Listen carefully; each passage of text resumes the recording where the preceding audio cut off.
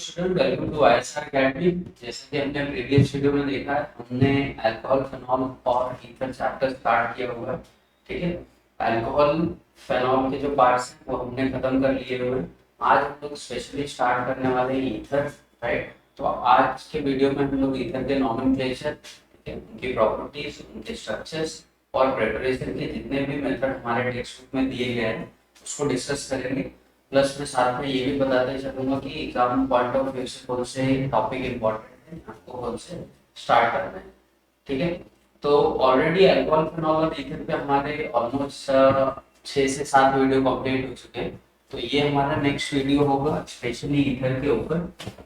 ठीक है, चलो देखते हैं ईथर्स होते क्या हैं और इनको अगर हम लोग नेमिंग वगैरह में लेके चलते हैं तो इनको हम लोग कैसे जज करेंगे या नेमिंग के हिसाब से क्या होगा। क्लासिफिकेशन देखते हैं तो ईथर ऐसे कंपाउंड होते हैं जो जनरली रिप्रेजेंट किए जाते हैं आर।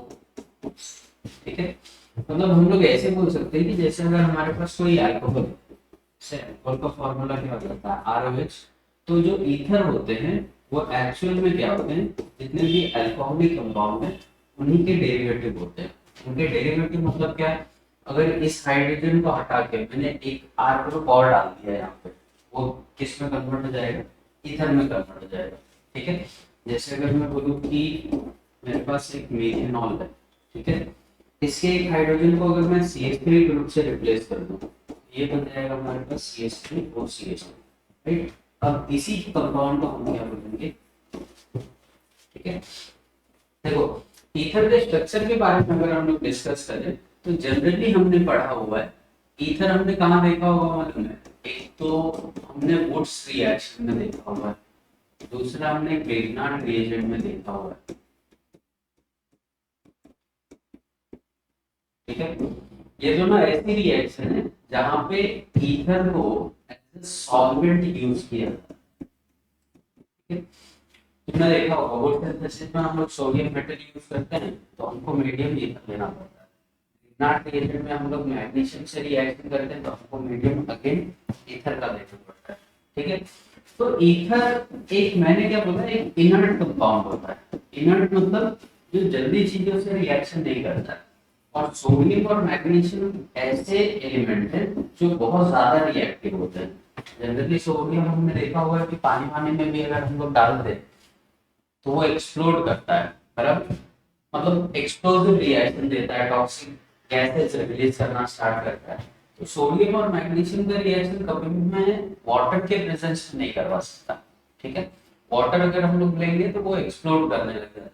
तो हमको ऐसा कोई मीडियम चाहिए होता है जिससे ये दोनों एलिमेंट रिएक्शन ना करें। जैसे लैब में भी अगर सोडियम रखा हुआ है तो हमने नोटिस किया होगा या हमने लैब में देखा होगा कि सोडियम को हम लोग केरोसिन वगैरह में डाल के रखते हैं तो वो एटमॉस्फेयर के कांटेक्ट में नहीं आ पाता है, नहीं आ पाता है, जिसकी वजह से क्या होता है, रिएक्टिविटी उसकी लिमिटेड होती है। बट अगर उसी को मैं एक्सपोज कर दूं एयर में या ऑर्डिनरी कंडीशन पे तो वो जो एटमॉस्फेयर में मॉइस्चर प्रेजेंट है उससे रिएक्शन करके वो एक्सप्लोड कर सकता है। ठीक है, तो ईथर को जनरली ऑर्गेनिक केमिस्ट्री में हम लोग देखते हैं तो वो एज ए सॉल्वेंट यूज किया जाता है। बट ईथर का खाली इतना ही यूज नहीं है, ईथर और भी सारी चीजों में यूज होगा, चैप्टर में आगे हम लोग डिस्कस करेंगे। ठीक है, अब अगर इसके स्ट्रक्चर की तरफ में बात करूं तो अगर हम लोग अल्कोहल का स्ट्रक्चर देखते हैं तो ROH, राइट, ऐसे होगा। ठीक है, यहाँ पे ऑक्सीजन का हाइब्रिडाइजेशन क्या हो जाता है, sp3, इसकी ज्योमेट्री क्या हो जाती है, टेट्राहेड्रल, और इसके शेप को हम लोग क्या बोलते हैं, बेड शेप बोलते हैं। बट यहाँ पे जो बॉन्ड एंगल बनता है, यहाँ पे हाइड्रोजन और 2 लोन पेयर होने की वजह से 104 डिग्री का लगभग बनता है। ठीक है, क्योंकि ये दोनों लोन पेयर इतना ज्यादा रिपल करते हैं बॉन्ड पेयर को कि वो नीचे की तरफ शिफ्ट हो जाते हैं, जिसकी वजह से बॉन्ड एंगल कम हो जाता है। बट यही चीज अभी मैंने क्या बोला कि अल्कोहल से ही डिराइव होता है हमारे पास ईथर। ठीक है, अब ईथर के साथ क्या दिक्कत है कि इसके ऑक्सीजन में भी 2 लोन पेयर होंगे, बट दोनों तरफ क्या हो जाते हैं, यहाँ पे R ग्रुप आ जाते हैं, अल्काइल ग्रुप आ जाते हैं। अब अल्काइल ग्रुप आने की वजह से यहाँ पे भी रिपल्शन लगातार क्या होता है, बढ़ता है। ठीक है, तो एक रिपल्शन तो ऊपर से हो रहा है बट इनके अंदर भी इंटरनल रिपल्शन से बॉन्ड थोड़ा सा स्ट्रेच हो जाएगा। मतलब इन शॉर्ट में ये बोलना चाहता हूँ कि अल्कोहल से ज्यादा बॉन्ड एंगल किसका होगा, तो ये अप्रॉक्स में 110 डिग्री देखने को मिलता है। बाकी ऑक्सीजन का हाइब्रिडाइजेशन sp3 ही रहेगा, इसकी ज्योमेट्री टेट्राहेड्रल ही रहेगी, ठीक है। इसका जो शेप होगा वो बेल्ट ही होगा, बट अलग क्या होगा, बॉन्ड एंगल थोड़ा सा बढ़ जाएगा। और जैसे जैसे हम लोग एल्काइल ग्रुप का बल्कीनेस बढ़ाते जाएंगे वैसे वैसे, ठीक है, उसका बॉन्ड एंगल भी लगातार क्या होगा, बढ़ेगा। तो ये ईथर की कॉमन इंफॉर्मेशन है कि ईथर बोलते ही हमको पता होना चाहिए कि वो किससे डिराइव हो रहा है, उसमें बॉन्ड एंगल क्या होगा, उसका हाइब्रिडाइजेशन क्या होगा, राइट, टेट्राहेड्रल ज्योमेट्री होगी क्या होगा, ये सब कॉमन इंफॉर्मेशन है जो पता होनी चाहिए इनको। चलो नेक्स्ट पे चलते हैं ईथर के क्लासिफिकेशन पे। अब ईथर को हम क्लासिफाई कैसे करते हैं, तो जनरली जो ईथर होते हैं वो दो टाइप के होते हैं। या तो ईथर को हम लोग बोल सकते हैं सिंपल ईथर, या फिर इसी को हम लोग सिमेट्रिकल ईथर बोलते हैं, ठीक है। दूसरा टाइप हो जाएगा इसी में मिक्स्ड ईथर, या फिर इसी को असिमेट्रिकल ईथर। फर्क क्या है, देखो ईथर का कंपाउंड मुझे पता है कि दोनों तरफ आर ग्रुप होते हैं इससे, ठीक है। तो अगर दोनों तरफ सेम आर ग्रुप है इसको हम लोग क्या बोलेंगे, सिंपल या फिर सिमेट्रिकल ईथर। बट यही आर ग्रुप अगर डिफरेंट हो गए, ऑक्सीजन है, इस साइड मैंने इथाइल लगा दिया और इस साइड मैंने मिथाइल रख दिया, तो ये जो आर ग्रुप होगा, ये मिथाइल अलग है, ये इथाइल अलग है, दोनों डिफरेंट ग्रुप दिख रहे हैं, तो ऐसे ईथर को हम लोग क्या बोलते हैं, मिक्स्ड ईथर या फिर असिमेट्रिकल ईथर। नेमिंग का फॉर्मेट इनका दो तीन टाइप में यूज होता है, तो दोनों ध्यान में रखने पड़ेंगे अपने को। जैसे दोनों तरफ मिथाइल है, इसको अब हम लोग डाई मिथाइल ईथर बोलते हैं, ठीक है। इसके देखो एक तरफ इथाइल है एक तरफ मिथाइल है, तो अल्फाबेटिकली ये पहले आएगा, इसको हम लोग इथाइल मिथाइल ईथर बोलेंगे। बट ये कॉमन नेमिंग के फॉर्मेट है, यूपीएससी वाले ऐसे नहीं लिखते हैं।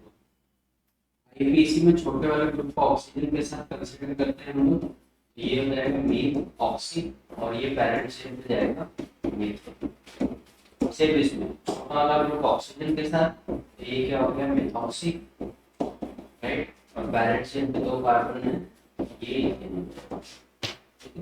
ये आईयूपीएससी के फॉर्मेट है। जनरली हम लोग एग्जाम में आईयूपीएससी का ही फॉर्मेट फॉलो करते हैं, वहां पे कॉमन नेमिंग की जरूरत नहीं है। हाँ, बट ऐसे क्वेश्चन आ सकते हैं कि डाइमेथाइल ईथर का आईयूपीएससी नंबर, तो ये डाइमेथाइल ईथर से पहले अपने को स्ट्रक्चर समझ में आना चाहिए, और ठीक है। तो मेजरली दो ही टाइप के क्लासिफिकेशन है, बट अगर इसी को अगर हम लोग सब टॉपिक्स में देखें तो हमको ऐसे भी मिलते हैं, देखो एल्काइल ईथर्स। एल्काइल ईथर्स का क्या मतलब होता है कि जो ईथर होगा उसके दोनों तरफ नॉर्मल एल्काइल ग्रुप लगे होंगे, कार्बन चेन, सिंपल से कार्बन चेन, सिंगल बॉन्डेड पकड़ लो, ठीक है। अब इसी में अगर मैं बोलूं कि एराइल ईथर, अब एराइल ग्रुप का मतलब पता होना चाहिए अपने को कि एराइल ग्रुप किसको रिप्रेजेंट करते हैं, बेंजीन को। तो इसके दोनों तरफ क्या हो जाएगा, दोनों तरफ बेंजीन की रिंग आ जाएगी। अब इसी में थर्ड अगर मैं बोलूं कि एल्काइल एराइल, तब क्या हो जाएगा, अब इसके एक तरफ नॉर्मल एल्काइल ग्रुप और एक तरफ एराइल, ठीक। अब इसी में से अगर मैं एक लिख के चलूं कि अनसैचुरेटेड ईथर, अनसैचुरेटेड ईथर का क्या मतलब हो जाएगा, ईथर का कंपाउंड होगा, उसके स्ट्रक्चर में कहीं ना कहीं क्या हो जाएगा, एक डबल बॉन्ड बन जाएगा या फिर एक ट्रिपल बॉन्ड, ठीक है। तो लिखने के हमारे पास बहुत सारे मेथड हैं, इनको कितने टाइप से इनको लिख सकते हैं, देखो अलग अलग टाइप के मेथड है और अलग अलग टाइप से इनको हम लोग रिप्रेजेंट भी कर सकते हैं, ठीक है। तो खाली वर्ड्स का फर्क है, वर्ड देखते ही इनको समझ में आना चाहिए कि सामने वाला क्या बोलना चाहता है और उसको कैसे क्लासिफाई करना चाहता है, ठीक है। तो ये हो गया हमारे पास ईथर के क्लासिफिकेशन, नेमिंग वगैरह मैंने पहले भी बताया हुआ है ईथर का थोड़ा बहुत, या नेमिंग हम लोग आईयूपीएसी नेमिंग में अच्छे से कवर करेंगे। नेक्स्ट टॉपिक पे चलते हैं, प्रिपरेशन ऑफ ईथर। ईथर को प्रिपेयर कैसे करेंगे। तो आज के वीडियो में मैं ट्राई करूंगा कि ईथर में वैसे भी ज्यादा प्रिपरेशन और रिएक्शंस है नहीं हमारे कोर्स की बुक में या इवन सीईटी के पोर्शन में। आज के वीडियो में मैं ट्राई करूंगा कि एक ही वीडियो में ईथर का प्रिपरेशन भी हो जाए और उसके रिएक्शंस भी हो जाए। कुछ इंपॉर्टेंट एक दो रिएक्शंस है वो मैं साथ में डिस्कस करते हुए चलूंगा। चलते हैं फर्स्ट पे। फर्स्ट है हमारे पास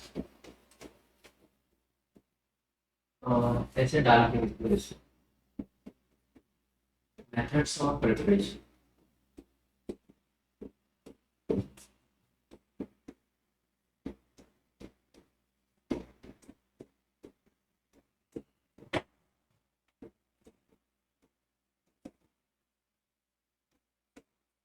ठीक है, तो ईथर बनाने के लिए सबसे पहला मेथड हम लोग फॉलो करते हैं जो कि है हमारे पास विलियमसन्स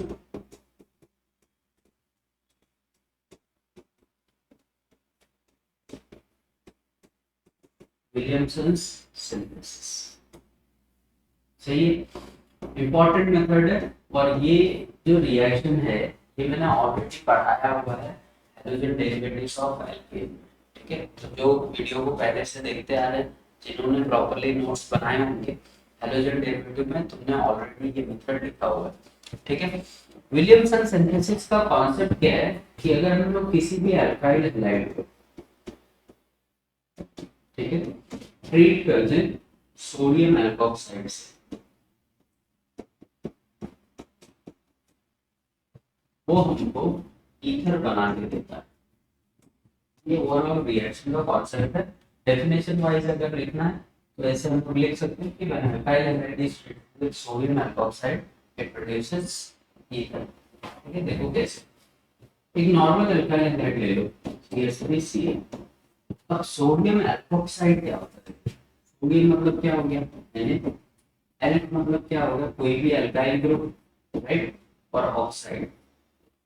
इस स्ट्रक्चर को हम लोग सोडियम एल्कोक्साइड बोलते हैं। बट यहाँ पे अल्काइल ग्रुप को मैंने मिथाइल स्पेसिफाई किया हुआ है, तो तुम इसको सोडियम मेथॉक्साइड भी लिख सकते हो।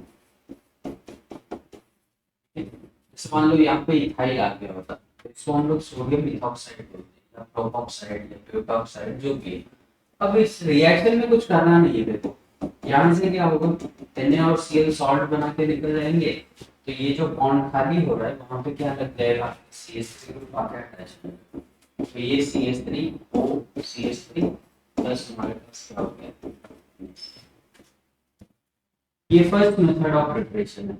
अब आगे से कोई भी रिएक्शन अगर हमको दी जाती है तो उसमें हम उनको यहाँ पे ऐसे बना के दे दो, Cl प्लस यहाँ पे अगर मैं लिखूँ NaO CHO। अब इसका क्या प्रोडक्ट बनेगा, तो कुछ नहीं करना है, सिंपल सा यहाँ से NaCl निकाल दो और क्या बन जाएगा,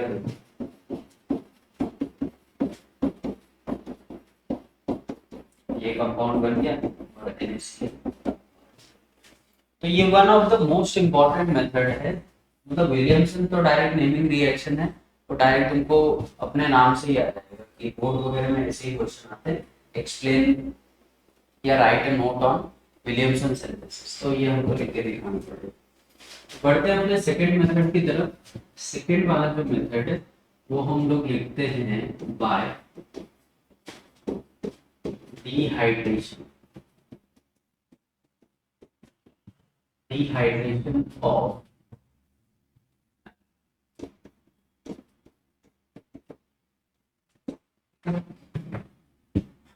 तो इस मेथड को ऐसे समझ के चलो कि अगर मान लो कि हम लोग अल्कोहल लेते हैं और उसका डिहाइड्रेशन करवा देते हैं। डिहाइड्रेशन मतलब क्या है, हीटिंग करना पड़ेगा। डिहाइड्रेशन एक टाइप की क्या होती है, एलिमिनेशन रिएक्शन होती है। ठीक है, in presence of acidic medium वो हमको ईथर बना के देता है। कैसे बनेगा अल्कोहल, मतलब अगर मैं एक मीथेनॉल ले लूं CH3OH, ठीक है, इसी मीथेनॉल का एक और मॉलिक्यूल अगर मैं लेके और इनको एसिडिक मीडियम में अगर मैं हीट कर देता हूँ तो देखने को क्या मिलेगा, यहाँ से OH और यहाँ से H क्या बाहर जाएगा, कॉम्बिनेशन से वाटर निकल जाएगा यहाँ पे। देखो बचा क्या है हमारे CH3 OCH3 प्लस। कभी भी तुमको एग्जाम में या कुछ ऐसे दिया जा रहा है, मान लो ऐसे लिख के देंगे ग्लोबल एग्जाम में, तो अल्कोहल के मॉलिक्यूल इसका प्रोडक्ट बना के बताओ। अब हमने को ये कंपोजिशन पता होनी चाहिए कि अल्कोहल इसके कंपोजिशन में हमको ईथर बना के देगा। उसके दो मॉलिक्यूल है, एक से H जाएगा एक से OH। खाली ध्यान में क्या रखना है कि यहाँ पे मैंने 2 कार्बन लिए थे टोटल, कितने हो गए थे, दोनों एंडिंग में लिए थे। यहाँ पे हमारे पास एक मॉलिक्यूल पे 2 कार्बन, तो अब बनेगा क्या प्रोडक्ट, ऑक्सीजन होगा। इसके एक साइड पे 2 कार्बन हो जाएंगे, एक साइड पे 2। ये फाइनल प्रोडक्ट हो जाएगा। ठीक है, तो इसको लिखने को हम लोग लिख सकते हैं, इसको हम क्या लिखेंगे, इथॉक्सी। फिर ठीक है, ये सेकंड मेथड है। देखो अल्कोहल एक्सेस में लेना और उसको जस्ट क्या कर देना, थोड़ा सा ऐड करना एसिडिक मीडियम में, तो ईथर में कन्वर्ट हो जाता है। थर्ड मेथड पे चलते हैं। थर्ड है हमारे पास बाय यूजिंग डाइएथोमीथेन।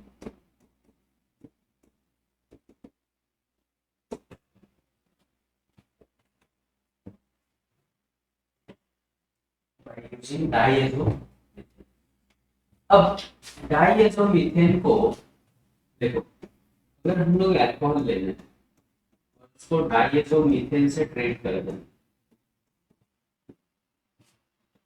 तो हमको ईथर बना के देता है। ये तो मेन कॉन्सेप्ट हो गया रिएक्शन का। अब पहली दिक्कत ये है कि डाइएथोमीथेन बनेगा कैसे, या डाइएथोमीथेन पहले हमने कभी देखा है कि नहीं। डाइएथोमीथेन देखो, कभी भी ये वर्ड अगर मिलता है तो ये एसओ वर्ड कभी भी नाइट्रोजन के लिए यूज करते हैं। तो एसओ मतलब नाइट्रोजन हो गया, डाई मतलब 2 हो गया। ठीक है, अब मीथेन बोला, मीथेन मतलब एक ही कार्बन होगा। अब अगर एक कार्बन पे 2 नाइट्रोजन ऑलरेडी है तो हाइड्रोजन कितने होंगे, 2 होंगे, सीधी सी बात है। तो ये जो स्ट्रक्चर है CH2N2 का, इसी को हम क्या बोलते हैं, डाई एसिड मीथेन। अब आगे चलते हैं, हमको अल्कोहल दिया हुआ है CH3OH का रिएक्शन किससे कर देना, CH2N2 से।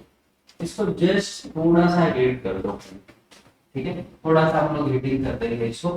तो हीटिंग में जनरली क्या होता है कि जो स्टेबल गैसेस होती हैं सबसे पहले वो एवोपरेट होने लगती हैं, और नाइट्रोजन एक हाईली स्टेबल गैस है कंपैरेटिवली। जैसे ही तुम इसको हीट करोगे, यहाँ से जो N2 का पार्ट है वो N2 गैस बना के बाहर चला जाएगा। तो स्ट्रक्चर में बचा क्या मेरे पास, इस CH3 को कोई फर्क नहीं पड़ा, इस ऑक्सीजन को कोई फर्क नहीं पड़ा, बचा जो हाइड्रोजन है वो इसको मिल जाएगा और बन गया अपना ईथर। ठीक है, ये मिल गया इनको। तो अब अगर हमको एक ऐसे कुछ दिया जाए, मान लो CH3 CH2N2 है, मान लो हमको ऐसे दिया जाए CH3 CHN2, इसको डाल के मैं हीट कर रहा हूँ। ठीक है, ये सबस्ट्रेट है, ये रिएजेंट है और हीटिंग चालू है। हीटिंग चालू है तो क्या निकल जाएगा बाहर, गैस बाहर चलेगी, बचा क्या, ये जिसको मिल जाएगा यहाँ पे CH3OCH2, ये हमारा कंपाउंड। तो बहुत ईथर वगैरह बनाने के बहुत इजी मेथड होते हैं, बहुत सारा मैकेनिज्म नहीं होगा इसमें। सिंपल सिंपल देखो, जितने भी अभी तक हमने मेथड देखे, खाली सब्स्टिट्यूशन हो रहा है, चीजें निकल रही हैं और वो फाइनली ईथर का फॉर्मेशन हो रहा है। फोर्थ मेथड पे चलते हैं, यूजिंग सिल्वर ऑक्साइड। ठीक, तो इस मेथड में ऐसा बोला जाता है कि अगर हम लोग एल्काइल हैलाइड लें उसको सिल्वर ऑक्साइड से ट्रीट करते हैं,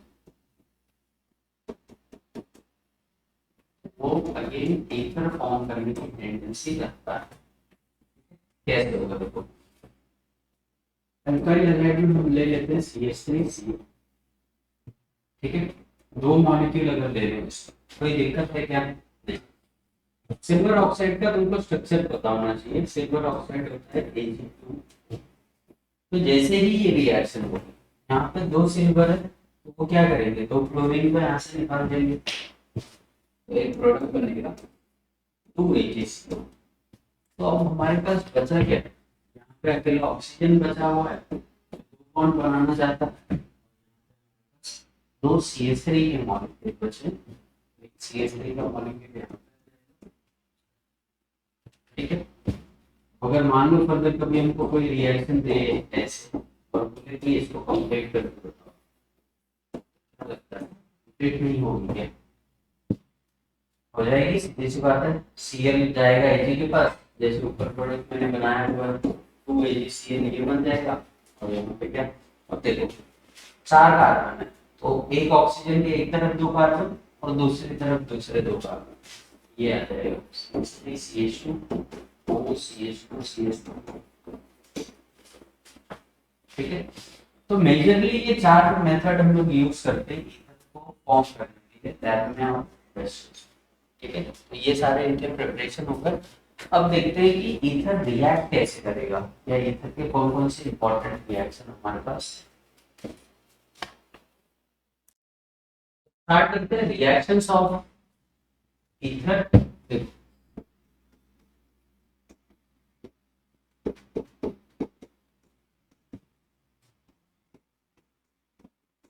ईथर को हमको बहुत ज्यादा रिएक्शंस नहीं पढ़ने, क्योंकि जो है कुछ छोटे मोटे वो इम्पोर्टेंट आते हैं कोई काम में। तो देखते हैं सबसे पहले जो रिएक्शन है ईथर का, क्या लेके चले सबसे पहले, कंबशन ऑफ ईथर को करना, ऐसा रिएक्शन कंबशन ऑफ ईथर अगर हम लोग देखें, ईथर का कंपाउंड क्या हो जाएगा, CH3OCH3 प्लस O2, राइट, और फिल कर दो। कभी भी ऐसी अगर कंडीशन हमको मिल जा रही है ईथर के साथ, ठीक है, तो ईथर एक टाइप के क्या होते हैं, हाइड्रोकार्बन होते हैं, राइट, और हाइड्रोकार्बन का कंबशन हमेशा हमको क्या बना के देता है, वाटर, कार्बन डाइऑक्साइड का मॉलिक्यूल देगा और वाटर। तो ये तो फिक्स है। कभी भी अगर आपको ऐसी कंडीशन बन रही है तो आपको सिंपल सा करना क्या है कि यहाँ पे कार्बन डाइऑक्साइड लिखना, यहाँ पे वाटर। हाँ, रिएक्शन को बैलेंस करने हमको आना चाहिए, वो अपनी जिम्मेदारी है। तो हाइड्रोकार्बन के कंबशन की एक बैलेंस इक्वेशन होती है CxHy, ये हमने बहुत बार पढ़ा हुआ है, CxHy plus x plus y by 4CO2। यहाँ पे हमारे पास आएगा ACO2 plus y by 2H2, right, ये चीज। ठीक, इसमें कार्बन कितने हो गए हमारे पास, देखो 2, हाइड्रोजन कितने हो गए 6। ठीक है, तो उसके हिसाब से इसको बैलेंस कर देंगे और हमारा कंबशन रिएक्शन हो जाएगा। सेकेंड में चलते हैं। सेकेंड रिएक्शन हमारे पास क्या है कि अगर हम लोग इसका नेसेंट ऑक्सीजन से रिएक्शन करते हैं, reaction with nascent oxygen, ether का रिएक्शन जनरली अगर नेसेंट ऑक्सीजन से किया जाए तो इसमें कोई रिएक्शन के लिए चीजें हैं नहीं, ठीक है, बहुत ज्यादा कुछ रिएक्शन होने वाला नहीं है। ये ऑक्सीजन क्या हो जाएगा, इसके बीच में फिक्स हो जाएगा, तो ये पैरोक्सी लिंकेज बनाने लगते हैं ऐसे, ये पैरोक्सी लिंकेज का फॉर्मेशन करते हैं।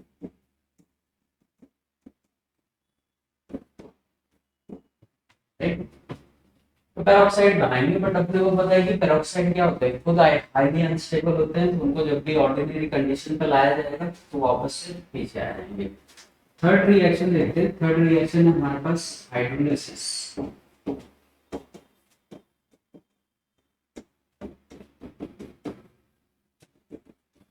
हाइड्रोलिसिस क्या होता है, हाइड्रोलिसिस मतलब, या हाइड्रेशन बोल लो एक वर्ड में इसको, कि हम लोग वाटर का एडिशन कर रहे हैं, अगर ईथर में वाटर ऐड कर दिया जाए,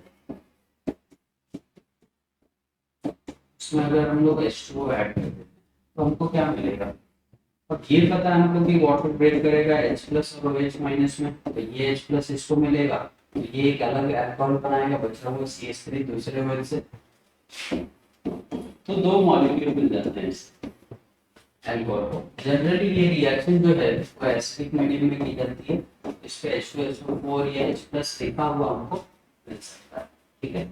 ये रिएक्शन ऐसे प्रोसीड कर जाती है।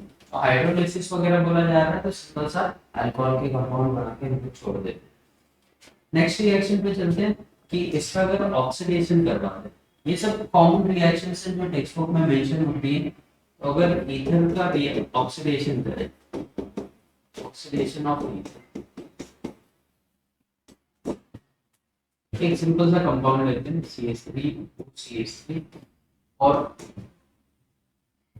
यहाँ पे लिख देते हैं कोई ऑक्सीडाइजिंग एजेंट, ठीक है। तो ये रिएक्शन थोड़ी कॉम्प्लिकेटेड है, इसको ध्यान से समझने की कोशिश करो कि जब KMnO4 ऑक्सीजन प्रोड्यूस करेगा तो जितने भी अल्फा एच होंगे, राइट, वहां से हाइड्रोजन रिलीज होगा, एक हाइड्रोजन ये देगा, एक ये देगा, यहाँ से एक वाटर तो ध्यान से देखो इसको बचा क्या, ये वाला जो कार्बन है इसमें दो हाइड्रोजन बचे और एक ऑक्सीजन, ये यहाँ पे ये स्ट्रक्चर मेरा ऐसे बचा हुआ है, तो ये अनस्टेबल स्ट्रक्चर है, बराबर।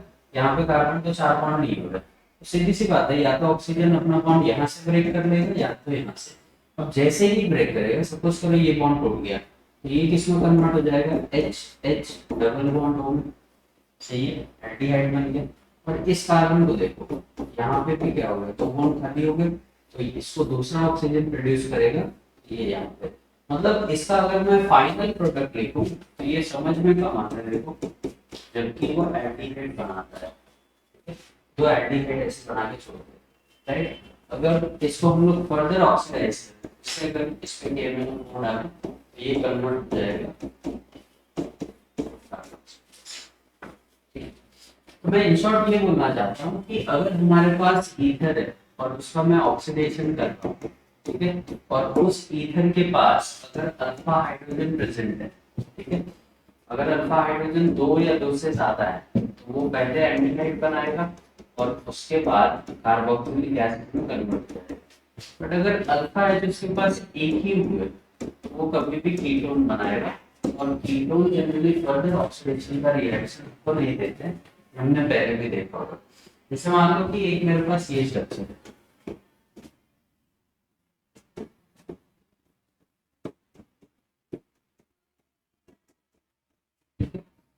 जब पहले KMnO4 डालेंगे तो क्या हो जाएगा, एक हाइड्रोजन यहाँ से, एक हाइड्रोजन यहाँ से, मान लो ये बॉन्ड तुमने ब्रेक किया, तो ये कीटोन बनाएगा, हाइड्रोजन तो ऑलरेडी जा ही चुका है वाटर बना के, ये कीटोन बन जाएगा इससे, सही। प्लस इसको देखो CH3, अब यहाँ से भी एक हाइड्रोजन गया था, तो यहाँ पे क्या बचा, हाइड्रोजन, और यहाँ पे डबल बॉन्ड होगा, अगर इसको ऑक्सीडेशन में लेते हो, ये ऑक्सीडेशन करके क्या बना देगा, राइट, बट ये कीटोन पे क्या आ जाएगा, समझ में आया, क्लियर हुआ। नेक्स्ट रिएक्शन की तरफ बढ़ते हैं। इसमें फिफ्थ रिएक्शन हमको मिलेगा, एक ज़ीजेस मेथड होता है, इसको हम लोग, इसको जनरली टेक्स्ट बुक में विद हॉट एचआई लिखते हैं। ये मोस्ट इंपॉर्टेंट रिएक्शन है, बहुत बार एग्जाम में पूछते हैं। सपोज करो हमारे पास एक ईथर है, समझने वाली बात क्या है इसमें, सपोज करो एक ईथर दिया हुआ, इस पे उसने लिख दिया HI, ठीक है। अगर कभी भी सिंगल मॉलिक्यूल दिया है HI का, यहाँ पे वो देगा कोल्ड कंडीशन, ठीक है। यही रिएक्शन अगर कोल्ड फॉर्म में देगा तो क्या होगा, ये जो लोन पेयर है वो हाइड्रोजन के साथ चले जाएंगे, यहाँ पे क्या बनेगा CH3OH प्लस दूसरा हमको क्या मिल जाएगा CH3, ये हो गया। बट यही चीज जब वो हॉट कंडीशन में देगा, ध्यान में रखना कि HI को हमेशा एक्सेस में लेना है जब हॉट कंडीशन में दी जाएगी, ठीक है। अब मेरे पास बेसिकली दो HI है, फाइनल प्रोडक्ट देखो क्या, जब इससे पहला HI रिएक्शन करेगा उनको पता है क्या बन जाएगा, CH3OH प्लस CH3I। लेकिन जैसे ही मैं दूसरा HI इस पे डालूंगा, अब ये जो अल्कोहल है वो H से बॉन्ड बना के क्या बना देगा, और फाइनली ये हाइड्रोजन यहाँ पर क्लियर हुआ। तो ओवरऑल मेरे को दो मॉलिक्यूल मिल रहे हैं इसके, CH3I के, और एक क्या बन गया। तो ये खाली फर्क होता है इस रिएक्शन में कि अगर हमको कोल्ड कंडीशन में दे रहा है HI, एक मतलब एक ही HI के मॉलिक्यूल से रिएक्शन करना, बट हॉट में दे रहा है तो हमको अज्यूम करके चलना पड़ेगा कि हम लोग क्या ले रहे हैं, इसको एक्सेस में लेंगे। समझ में आया? ठीक है। तो ये मेजर एक इम्पॉर्टेंट रिएक्शन है जो बार बार क्वेश्चन पूछा जाता है एग्जाम में इसके ऊपर, सीडी वगैरह में। ठीक है, तो बढ़ते हैं नेक्स्ट की तरफ। बाकी हमको अगर नेक्स्ट ईथर की रिएक्शन देखें तो ये इलेक्ट्रोफिलिक एडिशंस पूछते हैं हमको, इलेक्ट्रोफिलिक एडिशन,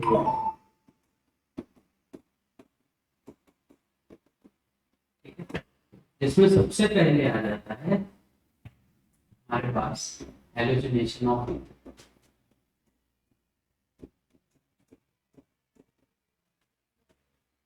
तो ईथर का हेलोजनेशन कैसे करें, CH3 OCH3 है, हेलोजनेशन के लिए Cl2 वगैरह ले सकते हैं हम लोग, और एरो पे यहाँ पे सनलाइट वगैरह लिखा हुआ मिल जाएगा।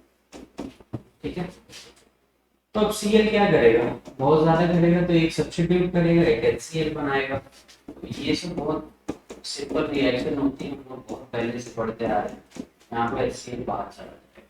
ठीक है, दूसरा ये हमको नाइट्रेशन वगैरह बोल सकता है, या जैसे अगर मान लो कि एरोमेटिक ईथर के रिस्पेक्ट में देखा जाए, जैसे ये रिएक्शन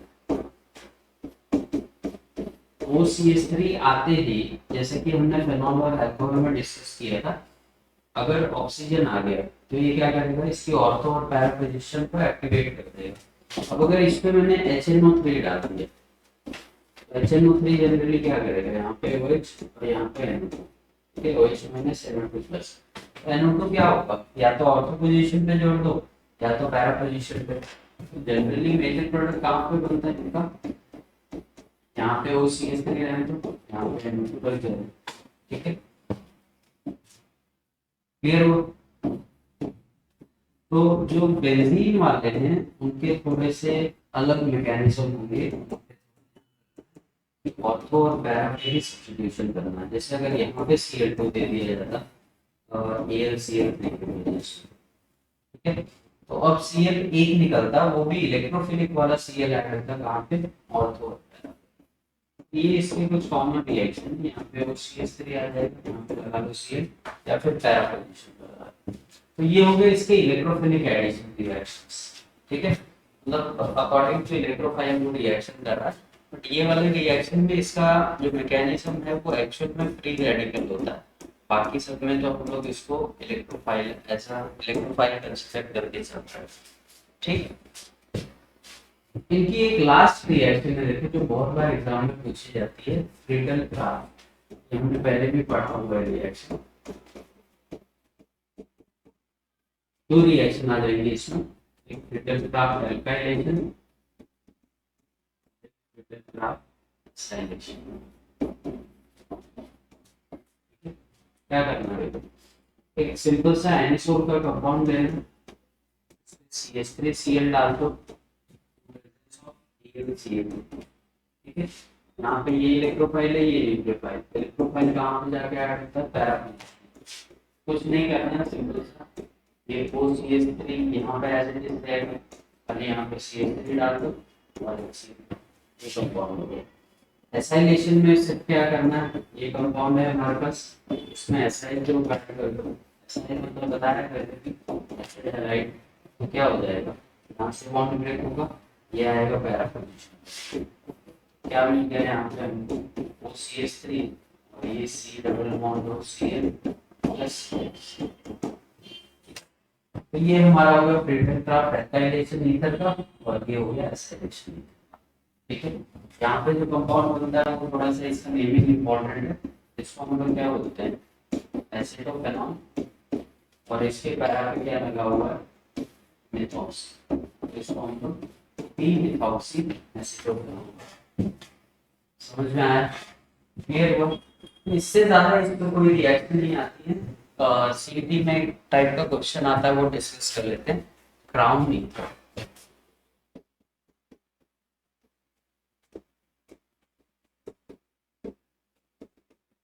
क्राउन ईथर एक मैक्रोमोलिक्यूलर कंपाउंड होता है, साइक्लिक ईथर का कंपाउंड होता है।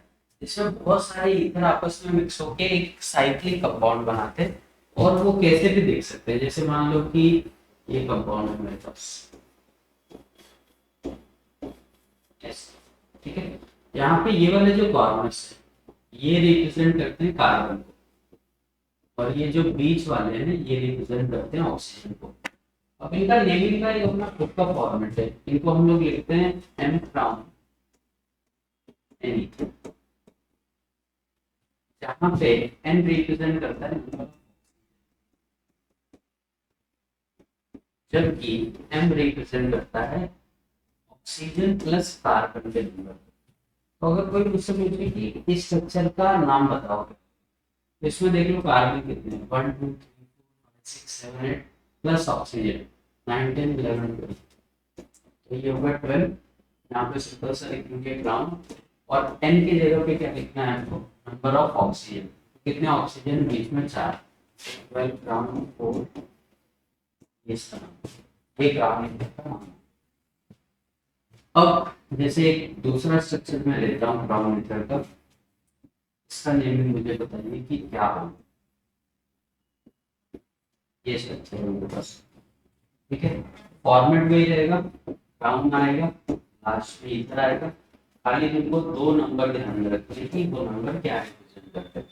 यहाँ वाला नंबर क्या रिप्रेजेंट करता है, ऑक्सीजन को, 1 2 3 4 5, 5 ऑक्सीजन हो गए, प्लस यहाँ पे हमको टोटल नंबर लिखने हैं कार्बन और ऑक्सीजन, 1 2 3 4 5 6 7 8 9 10 11 12 13 14, राइट, क्या होगा 15 ग्राम 5, ठीक है।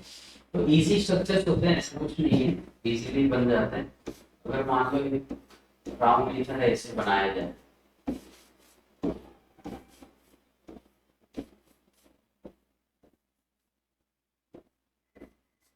और मैं बोलूँ इसका मुझे आईपीसी नेम बताओ या ग्राउंड मीटर का नेम बताओ, ठीक है, तो आप लोग नंबर डिसाइड करो, ग्राउंड लिखो, फिर एक नंबर,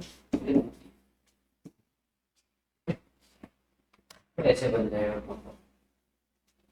यहाँ पे हमारा ईथर का जो कॉन्सेप्ट है वो खत्म होता है। आज की वीडियो में हमने पूरे ईथर के जितने भी प्रिपरेशन मेथड है और रिएक्शन मेथड है वो कंप्लीट कर लिया हुआ है, और इसी के साथ हमारा एल्कोहल और ईथर का जो चैप्टर है वो खत्म होता है, ठीक है। 12th बोर्ड और सीटी में एल्कोहल फेनॉल ईथर में जितने भी रिएक्शन है, जितनी भी प्रॉपर्टीज है, वो सारी मैंने डिस्कस की है। तो जो नए स्टूडेंट है वो स्टार्टिंग से वीडियो देखिए, सारी चीजें समझ में आएंगी। जो नहीं समझ में आता वो कमेंट्स कीजिए, उस पर नए वीडियोस बनाए जाएंगे, डाउट्स वगैरह सॉल्व किए जाएंगे। नेक्स्ट वीडियो से हम अल्डिहाइड कीटोन स्टार्ट करेंगे, ठीक है। तो हमारा ऑर्गेनिक केमिस्ट्री में हाइड्रोजन डेरिवेटिव्स खत्म हो गया है, प्लस हमने आज अल्कोहल फेनॉल ईथर को भी कंप्लीट किया। नेक्स्ट वीडियो से हम लोग नए चैप्टर को स्टार्ट करेंगे।